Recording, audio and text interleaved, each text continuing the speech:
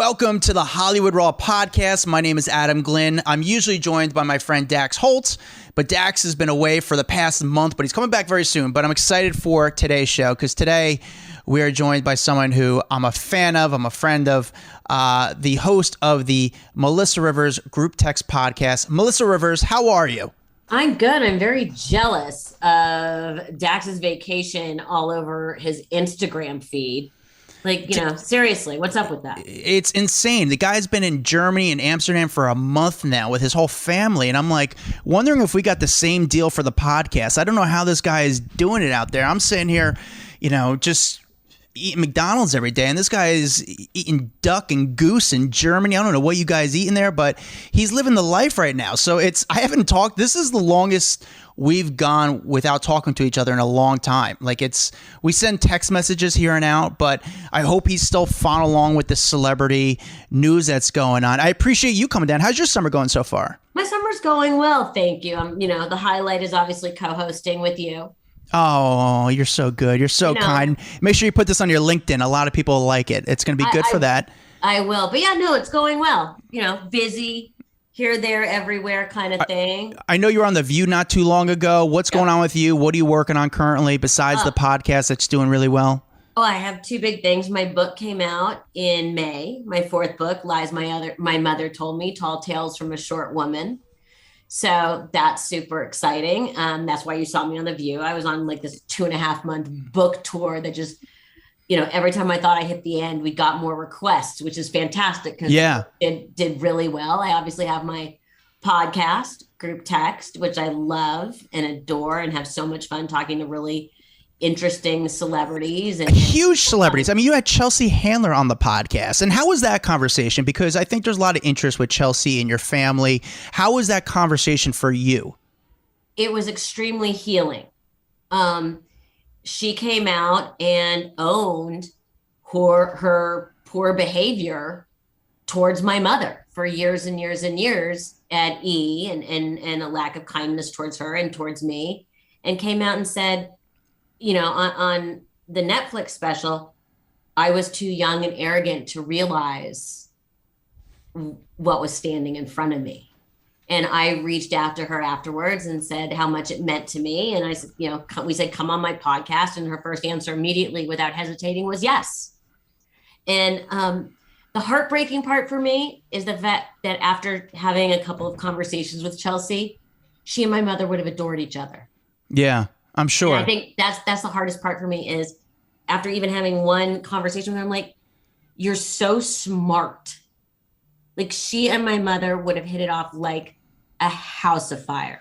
Yeah, they really would have. That's frustrating, but what a lovely surprise for me. And what a coming up in September on the 8th anniversary of her passing, what a lovely period to put on this year. That's good. I think the important word you said is healing. It's such a mature way to approach it. I don't know if some people might be mature enough to even have that, but I think that's great that you guys had that conversation. It's great that you guys have that relationship now.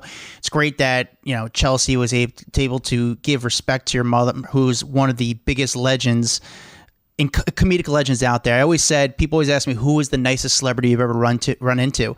And Joan is one of the top ones. Your mom, Joan, was one of the best people. I was telling you, every time I ran into Joan Rivers, no matter what, she'd always say, I would tee her up. I would say, Joan, what do you got today? She'd say, ask me about Kim Kardashian. Ask me about what's going on at NBC with Matt. You would tee her up, and she would just hit a home run every single time. And at the end of every interview, she would take the earrings from her ear and give it to you and say, give this to your grandmother.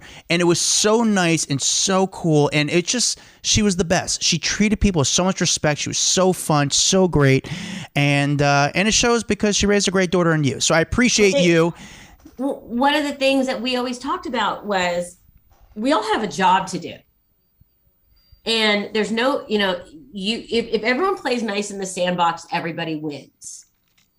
And I was raised that way too. It's like, you're doing a job, we're doing a job.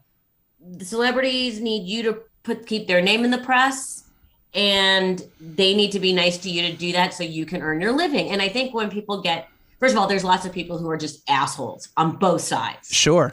But in general, if you're nice, they're nice back. Like if you're nice to the press, they're nice to you. If they're nice to you, you're going to be nicer to them. And I always say that when people get so, gripey on the red carpet, it's like, why make this hard for me? We're here. I'm teeing you up to promote yourself and your project. Why are you making this painful for me? Yeah.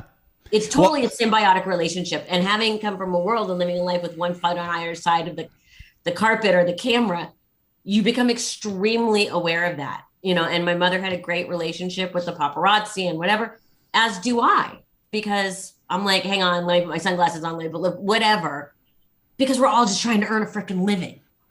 It's true. But I will say this, your mom wasn't just nice to the media. She wasn't just nice to the photographers, the paparazzi, the media. She was nice to everyone. I mean, I saw her deal with, fans, people on the street. I remember seeing her at the airport all the time. She was always good to the greeters and like handing out money, tipping them well, making jokes, and just making people's day. By giving them 5 seconds of her time, it would make someone's day, and you could see it. And she actually made her energy was contagious and just made people feel good. And it was so nice to see. And she was just the queen. And she was really the best. And you and I discussed the other day, Shaq went to the Joan River School Charm Offensive. Yeah. And he actually, without realizing it, said exactly what she used to say, which is, you say nice, you're nice, you've got a fan for life. And they're going to tell their friends and so on and so on. And suddenly you're known as a great person. It's true. It's so true. It takes more energy to be a dick than it is to be a nice person. And it's just crazy. All right. But we're going to get into our top 10 stories of the week. These are some of the top 10 Google stories. What we do is we talk about the stories. We give you a little bit of knowledge of what's going on in the stories for the weekend. So when people ask you what's going on in the news, and you just have a little bit more of an idea of what's going on in this celebrity entertainment world. We're going to start with number 10. Number 10, there seems like there is a hot new couple in the showbiz right now. It's Lake Bell and Chris Rock, both out of long-term relationships. But they were spotted first at a St. Louis Cardinals baseball game. Then they had dinner at Giorgio Baldi's in Santa Monica. Then later, the next day, they were seen walking along the beach. Now, nobody has seen them actually being handsy with each other or actually the kissing yet. We haven't had that shot yet. And also, I don't think Chris would seem to be all into public display of affection. But this is a pretty big deal because not too long ago, I had sources reach out to me and they sent me, and I have the photo of Chris Rock's Raya profile. You're familiar with Raya, right, Melissa? Yes, I am. So Chris was on Raya? Chris was on Raya. They sent me his profile. He had a pretty decent profile, and it was actually kind of sincere. Like he was like, hey, I'm a comedian. I'm traveling. It was like real photos of him. Like it was pretty interesting to see his Raya profile. If you don't know what Raya is, it's a dating site for the more elite. It's for the more blue checkmark people. It's for people you have to get approved to get on. It's not easy to get on, especially for men. But Chris Rock, I'm sure, wouldn't have an issue getting on Raya. So he was kind of on the prowl a couple months ago, maybe 2-3 months ago. But he is 57. Lake is 43. Are you excited about this, Melissa?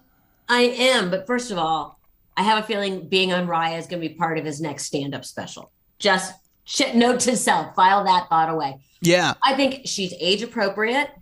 She's smart. She's successful. She's pretty. And I'm kind of liking this vibe. He was really distraught by his divorce, which he talked about so much in his last special, where it was visibly painful for him. You could see it in this special. And how great. He is such a good, again, another good guy.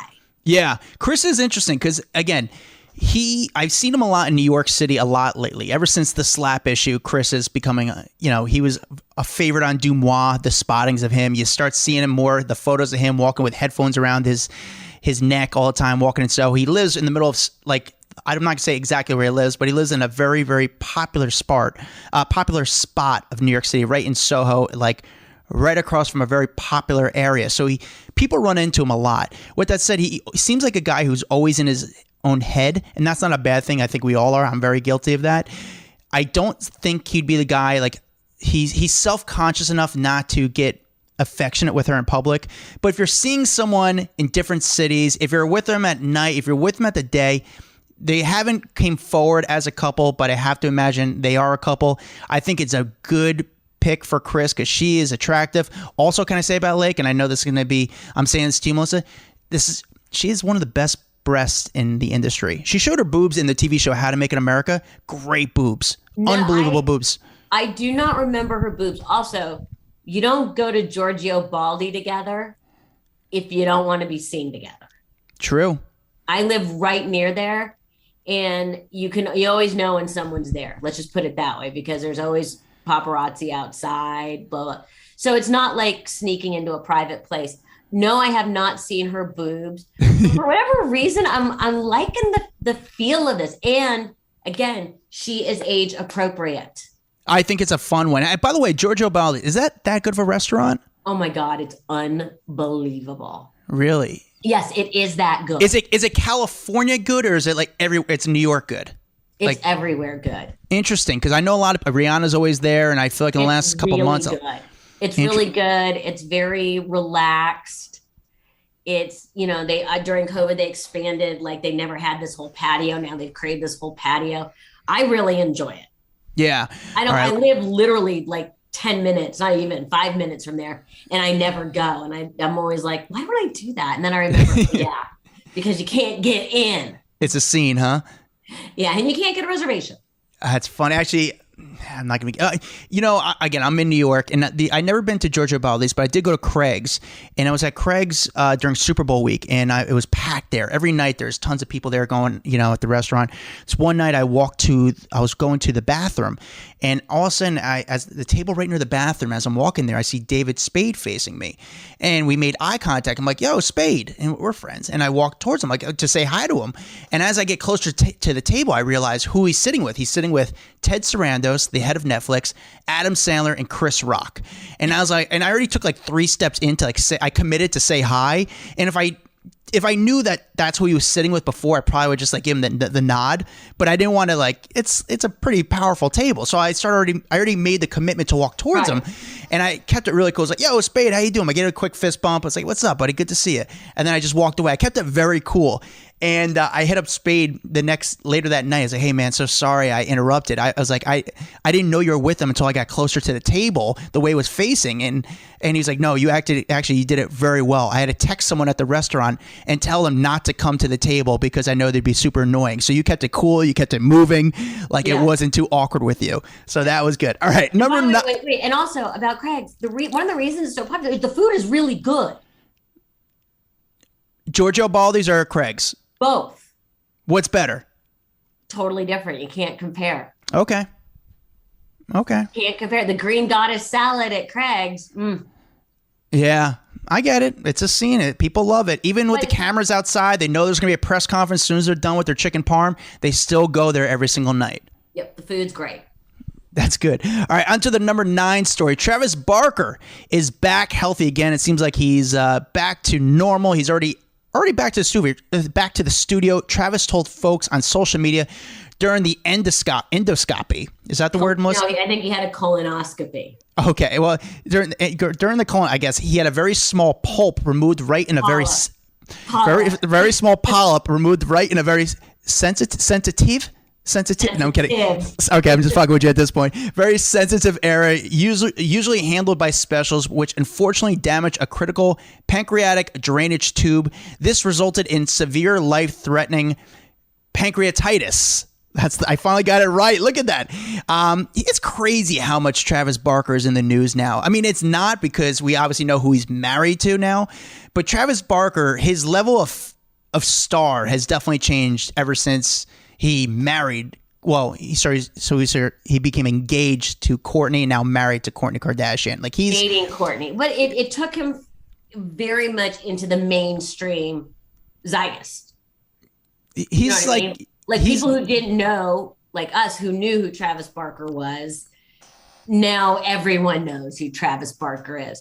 But I am impressed that he is actually getting colonoscopies as he should. How old is Travis? Travis is not too old. I mean, he's got to be in his 40s, so you're supposed to be getting him. Start at like 45. Yeah, you're supposed to start then. So he's doing the right thing, and he has had health scares in the past. He is a vegan, so he's actually one of the nicest. Have you met him ever? Yeah, I have. Cool guy. Really nice guy. Very nice. Very like not shy, like just quiet, like timid, nice guy. Courtney's very cool. Really nice. Yeah. See, are you close with Courtney? I am friendly with all of them. I love all of them. The only one that to me that's been a little bit the coldest is Courtney. And I don't say it in a mean way. I just saying she's just not into it as much as everyone else is. Like I just don't have much of a relationship with her, and that's not a bad thing. That's just she's like Kim is unbelievable. I think Kim is awesome. I think Chloe is awesome. It's Courtney is the one who's just not as into it as the other two are. But that's fine. That's just her. That's just what makes her feel comfortable. Yeah, but she never has been. She's always been the one they've had to go like, come on, and you know. Yeah. But she was also the first one to have kids and was living a very different life. Sure. Yeah, but it's crazy what Travis Barker, like you said, he's just another level. I mean, it's funny. He was the drummer in Blink-182, but now he might be the most famous guy in the group when they start to go back on tour. It's like people might come out just to see Travis. I think that's pretty accurate. But what people are also finding out is that Travis is considered one of the greats. Oh, yeah. In the drummer world. I give him a lot of credit because he plays with a bunch of people. It's like he just loves music. He loves the drums. He's passionate about it. And uber talented. Super talented, good guy. Always like a good guy. I've met him a few times. Always super cool. All right, on to the number 8 story. Carlos Santana, 74 years old, was performing in Clarkston, Michigan on Tuesday night when he passed out mid-song due to heat exhaustion and dehydration. According to those in attendance, Santana was immediately attended by his medical personnel who treated him on stage. Apparently, when he passed out, this was only 20 minutes into the show, they brought blankets or sheets so no one could see what they're doing to him. But he regained consciousness quickly, but the show was canceled, and they actually canceled the next night on tour. He is going to be okay. He's going to be fine, but due to the circumstances, his age, I guess, they wanted to just make sure he was going to get a full recovery, so they canceled the next show. But 20 minutes in, passes out, and then they blocked him from the crowd, so the crowd's got to be going nuts. Like, what's going on? Like, is this? They don't know how serious it is. Luckily, he addressed it immediately. Well, first of all, they always put, if something happens, that's sort of standard operating. They put those things up because all those, it's so sad. All those videos and all that become incredibly valuable. Sure, they do. You don't need a bunch of people. If someone is really having a massive medical emergency, you don't need everybody holding up their phones. So the block it for privacy, which is fantastic.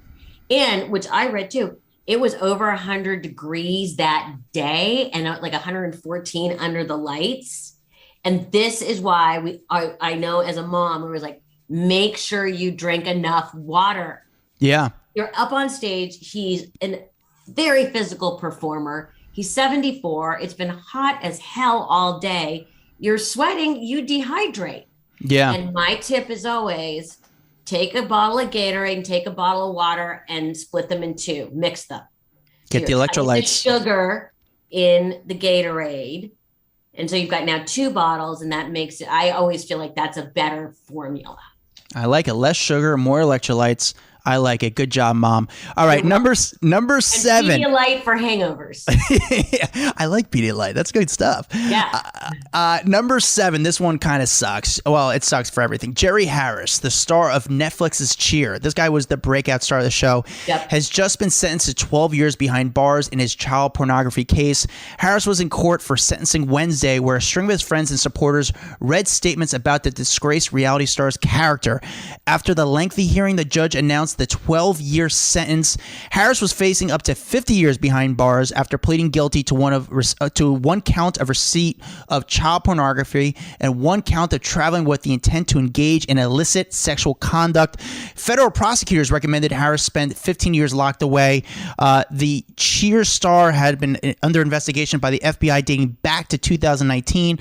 Authorities claimed he was soliciting sex from minors at cheer competitions and coercing teen boys to send inappropriate photos. This guy was on the this arrest came right after he became like the breakout star. Yeah. Like I remember everyone was talking about this kid. I even reached out to try to do an interview with him, and he had a representative talking to him, and they seemed like the nicest kid. Like he seemed like the nicest guy. It sucks. I mean, bottom line, it's sad for everyone. So did Jared from Subway. Yeah, true. I mean, there's a lot of people in this. I mean, he seemed like a real nice guy too. Exactly, and I don't think we were expecting that from Jared from Subway. And Jerry, he like owned up to it. He said, "Listen, I feel bad. I mean, he admitted faults, and it's a sad thing. There's not much to say about it except that sad. It's just sad, and protect your children. You know, I have on my podcast next week. I have on Marisol Nichols, who is an actress and also a child sex trafficking advocate, and it's a fascinating conversation. And we do get into what do you tell your children? How do you keep your children safe? And it's a conversation, that you should all hear on group text next week with my shameless plug. But also it's a conversation you have to have with your kids. Yeah. You know, it's so funny. A company reached out to me, it was a charity reached out to me, and they were a charity trying to raise awareness and, you know, to stop child trafficking, whatever the term is. Is it child trafficking or child sex trafficking? Sex trafficking. It's such it's all bad. It's all bad. It's even bad words. It's such a bad. It hurts to even say child sex trafficking. I mean, it's so gross. It's so gnarly. It's so crazy. But this charity was trying to raise awareness for it, and I reached out to some of the networks to say, hey, you know, this company, this charity is trying to raise awareness about child sex trafficking. Would the spokesman, would they be allowed to come on the show and talk about some of the facts that's going on? And the producers of the show, I'm not going to say what show, said that they can't do anything with it because it's such a disgusting, tough term to bring up that you can't even talk about it. Like it's like it doesn't get the attention it deserves because it's so hard to talk about, especially on network TV. It's like, no, this is just ratings we're trying to make money here. And unfortunately, it's terrible, but we can't be a part of that. Yeah, I agree. I walked away from my conversation with Marisol, and you feel like you kind of just want to put your hands over your ears and go, la, la, la, la, la, I can't hear you. Yeah. And I think it's something that is so big. And what I learned from her, so much more prevalent than we realize, and there's so many different levels to it, and that it's overwhelming, it's terrifying, and again, I think it's one of those things that, you know, people don't want to hear about because it is just so awful. Yeah. Well, listen, we got one more terrible story, then we're getting into some better things. At least the next story is a little bit better. This story is going to suck as well. Nicki Minaj's husband, number 6, Nicki Minaj's husband, Kenneth Petty, will be doing time for failing to register as a sex offender in California. But much to the feds' dismay, he'll be doing that time in the mansion where he and Nicki live. A federal judge sentenced the 44-year-old on Wednesday, giving him 1 year of home detention, 3 years probation, and a $55,000 fine. Petty entered a guilty plea back in 2021. Prosecutors inside the U.S. Attorney's Office had argued home detention wouldn't be punishment because Nicki and Kenneth live in a luxurious multi-bedroom mansion in the gated Calabasas community. Petty was convicted of a 1994 rape in New York City where he served over 4 years in prison. When he moved to Cali with Nicki, he didn't register on the sex offenders list, and that's when the feds busted him. Is it weird that this guy's going to be able to serve his sentence? And what are your thoughts on this? That he's going to be able to hang out for a year and that's his punishment at their huge mansion in Calabasas? Well, yeah, when you see the pictures, you're like, well, that doesn't suck. But again, okay, so we don't know the ins and outs of the original case. I would like to see us spending a little more time, instead of chasing down this guy where you just say, hey, just stay there, go away, do your thing, slap on the wrist. Yes, we were wrong. Let's go catch some of the really bad guys that are not registering and that are driving around in vans and still snatching kids. To me, it's like a double-edged sword. Like, yes, he should not be held. He is not above the law. He is getting a total, buy, hanging out in the mansion with you see the overhead photos with the pool and anything. Yeah. Tennis court, and it's just, again, it's just also this is one of those stories. It just sucks. This is one of those stories that you're like, everybody is wrong. Yeah. Why are we spending taxpayer money going after him so we can say, oh, go stay in your mansion. And there's people who are significantly more dangerous not registering. Let me ask you this. Calabasas, you're around there. Is it that great there? Obviously, the Kardashians kind of put it on the map, and there's a lot of other people now. Nicki Minaj, The Game lives there. There's a lot of other people. Is Calabasas that nice? Is it that cool, or like what's the appeal of Calabasas so much? Calabasas and Hidden Hills and all these areas, you can get a lot more land. You can get a lot more space than you can necessarily get in other areas. So it's become very popular because you can have, you're not, cheek to jowl as you can be with in other areas of LA. So that's how it started. It was sort of horse country, and everybody in Hidden Hills had horses and little barns on their property and these beautiful guest houses and privacy and all those kinds of things. A lot of gated communities. So it was very sort of safe. And now, again, it's blown up, just like all these areas all over. And it seems to be the sort of in trendy hotspot. Yeah. It's nice. I mean, it's really nice. It's very cool.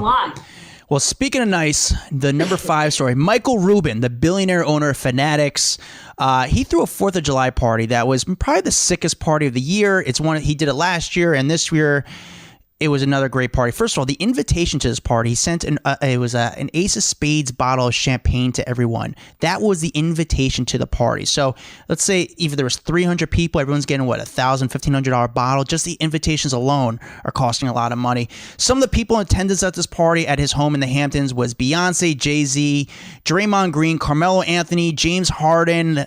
I mean, Drake was there. In fact, Drake, 21 Savage, Lil Durk, Miguel, Lil Baby, Meek Mill, Travis Scott, Lil Uzi Vert, they all started performing. Diplo was there. I mean, there was tons of names. Robert Kraft, the owner of the Patriots, was there. Why weren't we invited? Well, because we're clearly not cool enough. But the best part of this story is actually, I mean, it's awful, but it's hilarious because they have such humor that his wife was up on stage and took a header and totally like massive shiner and the whole thing, and had to go to the emergency room. Yeah, Michael Rubin's girlfriend, his baby mama. Two kids. Two kids. So he's got 2 kids with her. Camille, she was on stage and fell off stage, and he had to go to the hospital with her. She's okay,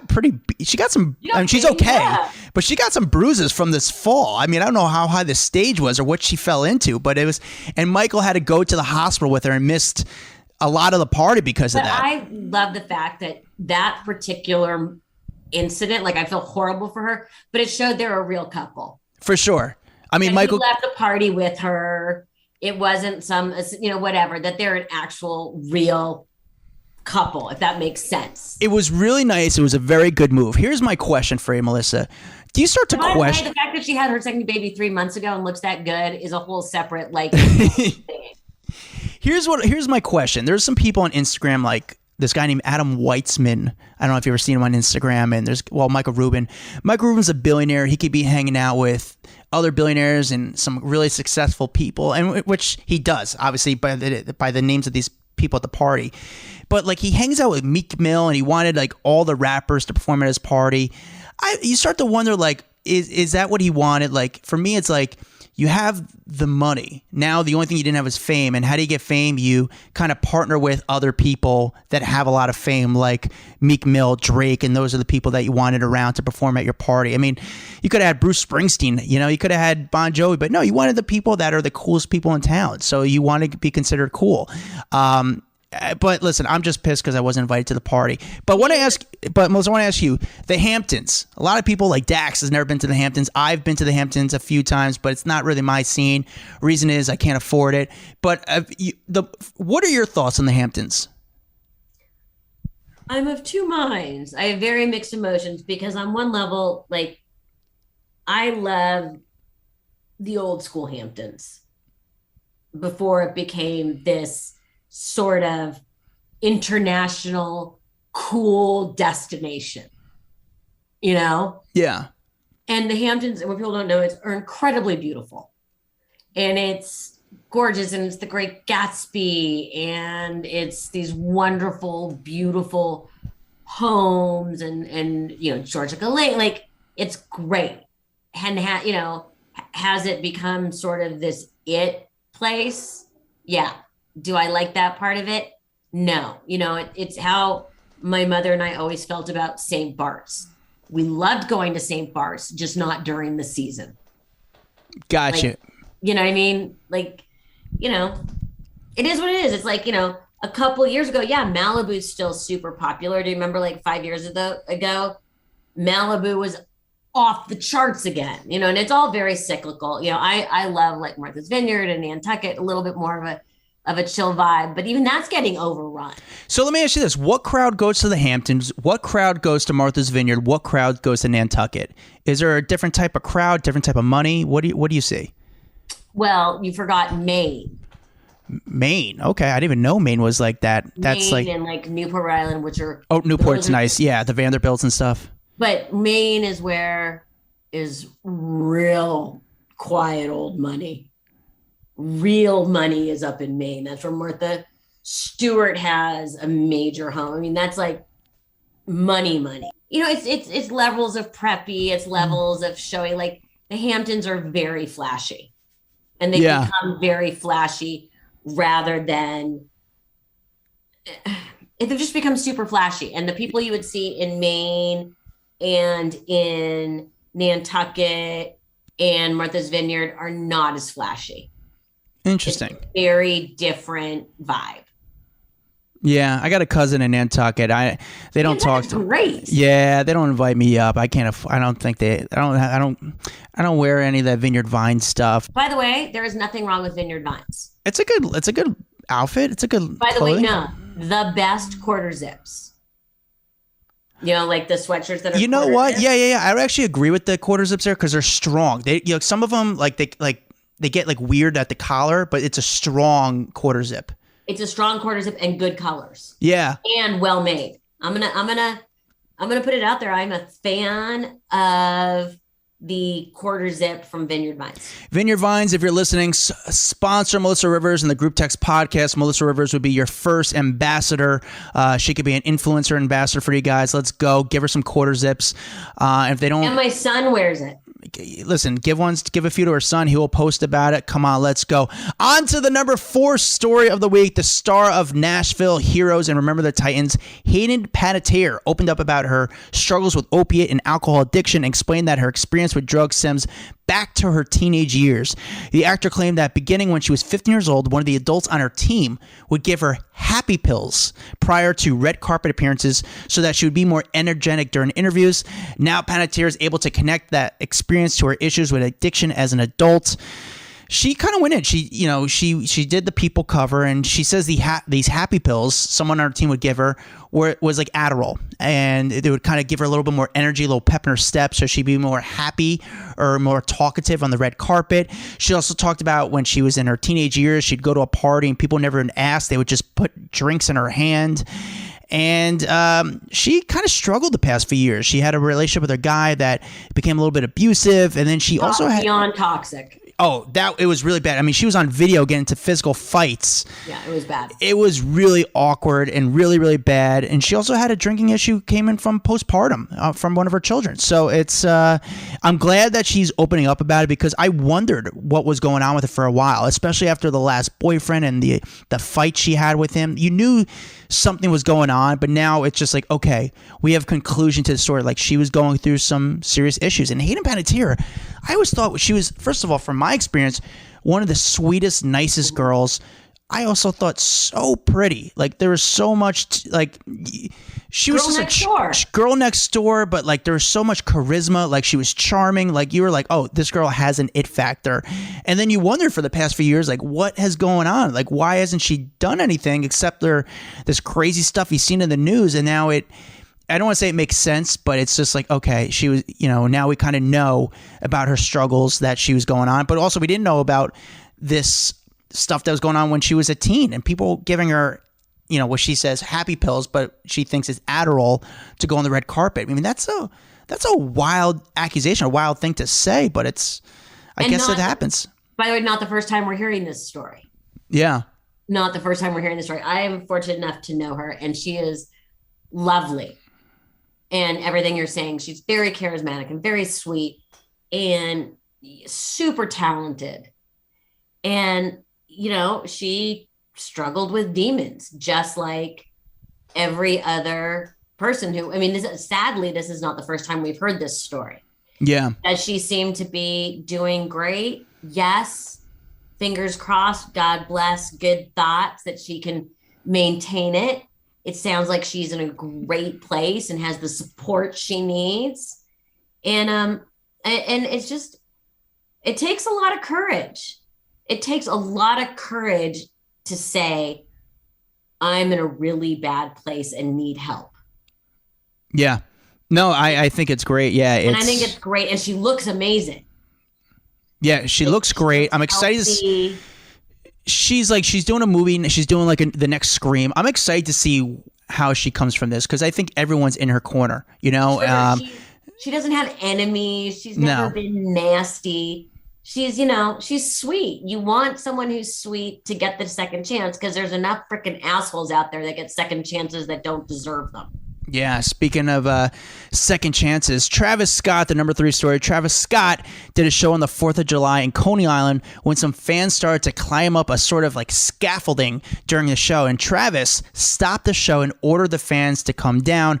Obviously, this is big news because Travis did a festival called the Astroworld.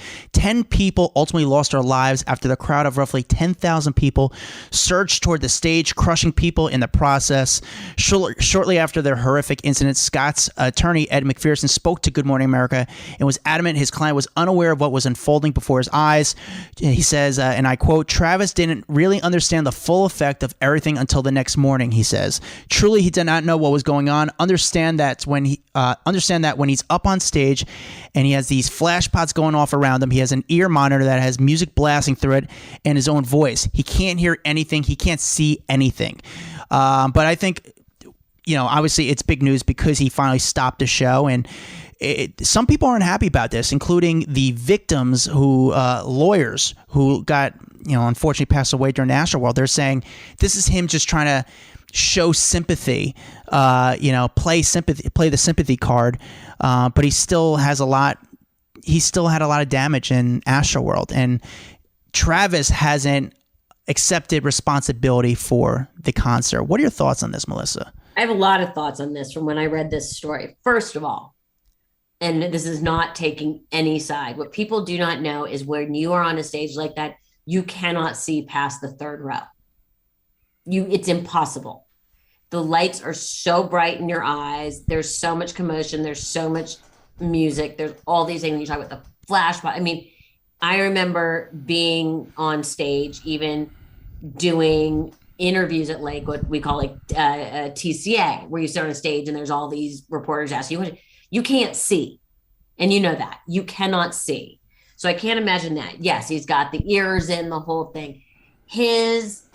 The attorneys calling him out saying, oh, he knew and he could have stopped it. I kind of call bullshit on that. He's much more aware. He's seeing things differently. He's now realizing that what he's seeing out of his peripheral vision isn't one of his guys climbing something. You know, it's what people don't understand is it's at night, especially, and all those lights are in your eyes, you can't see. And to say that he knew he had control of the crowd, I mean, it's a really awful situation for everybody. But I got to say, you know, I think he did the right thing. I mean, Adele's been doing it. And again, when all these performers are now doing it, it's during the day and they can see. Yeah. You wonder if that's going to be the new thing, especially in those type of atmospheres where it can be a little bit crazy, if there are going to be more daylight concerts so people could see. But I don't know if that's going to happen. I do think it was nice that he's more conscious of what the crowd is doing. I could understand because you're not seeing, you said something very important. You said he's not seeing everything going on because when you're in a performance mindset. Like you're focused, so hyper focused on performing that you don't get to see the crowd, and it almost becomes like a wave. I mean, you've been in front of large audiences and theaters, and when you're in front of that audience, it's like you might see the first 10 rows, but you can't see what's going on in the back if someone would be choking in the back. And then are you supposed to be held responsible because you didn't stop the crowd? But that's the new thing now. Like you almost want to have someone there just to wave you off and say, hey, all right, stop the crowd. You know, the lights are so bright, you cannot see. Think about it. When you get stopped by like the cops and they shine that light in your eyes, you can't see. You can't see them standing by. Everything becomes in shadow. And I'm not saying that alleviates him of any responsibility. I don't know enough about the Astroworld story to have an opinion on who was right and who was wrong. But having been on a stage like that, I have to say you honestly cannot see. Yeah. You cannot see. You wonder if, obviously it's getting on with the lawyers of one of the victims who unfortunately lost her life at Astroworld is speaking up about the incident at the Coney Island appearance, and you wonder if it's just trying to sway. I don't know what he's looking to get out of this case. It's just at the end of the day, it's a shitty situation for everyone. It sucks. Everybody loses. Everybody 100% loses on every single level, and that's what's so lousy. Yeah, I agree. I guess the important thing is, what do we learn to move forward? And that's maybe someone there nearby to be in your ear to rush you off the stage if something happens. I mean, that's someone's new job, to be the voice between the performer and the audience. I think that's now a new role. If you really want to start pointing fingers, when they started overrunning the gates and at Astroworld and it being so chaotic before he even took the stage, it's the responsibility of whoever is in charge of the venue to say, no, absolutely not. You do not go on. The responsibility, there's plenty of finger pointing to go around. And, it's one of those things where it was bad decision after bad decision after bad decision. Yeah, on to the number 2 story, and I'm surprised this one became so popular because I honestly, I don't know why people care that much. It's someone's personal life, but Elon Musk reportedly had twins on the low last year with a woman who is running one of his companies, making him a father to at least 9 kids. Elon had twins with Siobhan Zilis, a top executive at Neuralink, the brain chip company Musk co-founded and chairs, according to Insider Report and court docs filed in Texas. The twins were born in November, and the timing is interesting because only a few weeks later in December, Elon and Grimes, who he has a child with, welcomed their second baby via surrogate. No word on the twins' first names, but court docs were filed earlier this year by Elon and Siobhan requesting the children's names be changed. Elon and Siobhan requesting the children's name be changed to include Zilis as a middle name and Musk as the last. A judge already approved the request. Elon has actually confirmed the news himself. He tweeted out saying, "Doing my best to help the underpopulation crisis. A collapsing birth rate is the biggest danger civilization faces by far." I mean, the guy's got a lot of kids, but he has the money to afford them. Right. And isn't it that he only really wants boys? I think he only has one girl. I don't know. He's such an interesting guy, but yeah. More boys than girls. I know that. Yes, 100%. And he was just recently, I saw photos of his kids because they just met the Pope. Oh, I saw that. But I'm surprised so many people were into this story. I guess he dated a girl, he had an affair, or who knows what the relationship is, but he doesn't speak about it. It's like, this is my life. Maybe I was dating Grimes, and had a baby. We were having a baby together, but I also have an open relationship. I mean, it's almost like, what were we supposed to get out of this story? I think it's just the endless fascination with him and this sort of eccentric lifestyle he lives. Because if you look at, and I'm using the word contemporaries in a very loose fashion, when you think of the people on his level, you've got Bill Gates, Jeff Bezos, Richard Branson, that whole group, they live very traditional or seem to be traditional lifestyles, where Elon's way out there. And he's always been way out there. And to suddenly be like, he's got how many kids? And he is just like a breeding machine. And then he's having them via surrogate. it's part of why people are fascinated by him, because he does not live by anyone else's rule. He's a very unique guy. I've met him a few times. Very nice guy, and I've met the others too. I've met Bill Gates. I've seen all the others, and he's the one that's like the most approachable in a way. Like he's the one who like he's so, I don't want to say normal because he's kind of not, but it's also his reality is just not normal to my reality because he's Elon Musk. He's not normal, but that doesn't mean he's not approachable. Exactly. He's nice. He's like odd. He gets it. He's an odd duck. But you know what? He's like, to the fans, like he'll talk to you. Like you can sometimes get a photo with, he'll sign autographs. Whereas like I saw Jeff Bezos, and Jeff Bezos, like you don't exist to him. Like he doesn't address you. Like you're just there. And actually it's kind of cool. So when you deal with Jeff Bezos on the street, his security is like very nice to the paparazzi. They're like, hey, what's going on, man? Like, where are you going? This is where we're going to next. Cause they don't want to chase. They're like, listen, like we know what you're doing. It's fine. You're just doing your job. Like we know why you're here. Our job is to protect him from the people that we don't know what their intentions are. Cause you know what the paparazzi. So in Elon, it's funny.